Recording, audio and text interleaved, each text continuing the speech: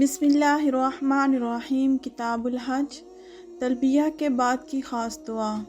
عمارہ بن خزیمہ بن ثابت انصاری رضی اللہ تعالیٰ عنہ سے روایت ہے کہ وہ اپنے والد سے روایت کرتے ہیں کہ رسول اللہ صلی اللہ علیہ وآلہ وسلم جب تلبیہ سے فارغ ہوتے، یعنی تلبیہ پڑھ کر محرم ہوتے، تو اللہ تبارک و تعالیٰ سے اس کی رضا اور جنت کی دعا کرتے اور اللہ تعالیٰ کی رحمت سے دوزخ سے خلاصی اور پناہ مانگتے۔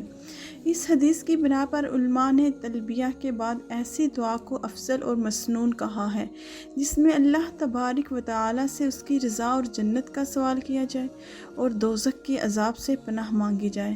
ظاہر ہے کہ مومن بندہ کی سب سے بڑی حاجت اور اس کا سب سے اہم مقصد یہی ہو سکتا ہے کہ اس کو اللہ تبارک و تعالیٰ کی رضا اور جنت نصیب ہو جائے اور اللہ کے غضب اور دوزخ سے اس کو پناہ مل جائے۔ اس لیے اس موقع کی سب سے اہم اور مقدم دعا یہی ہے۔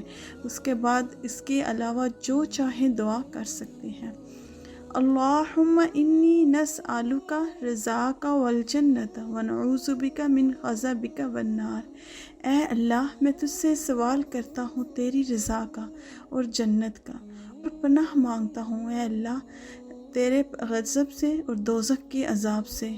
اے اللہ تعالیٰ، تیری رضا اور جنت نصیب ہو جائے اور اللہ کے غضب اور دوزخ سے پناہ مل جائے۔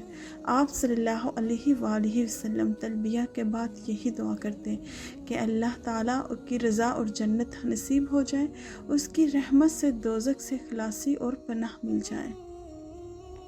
صدق اللہ العظیم۔ سکتا یا رب العالمین۔ ویڈیو اچھی لگی ہو تو لائک، شیئر اور سبسکرائب کیجیے۔ فی امان اللہ۔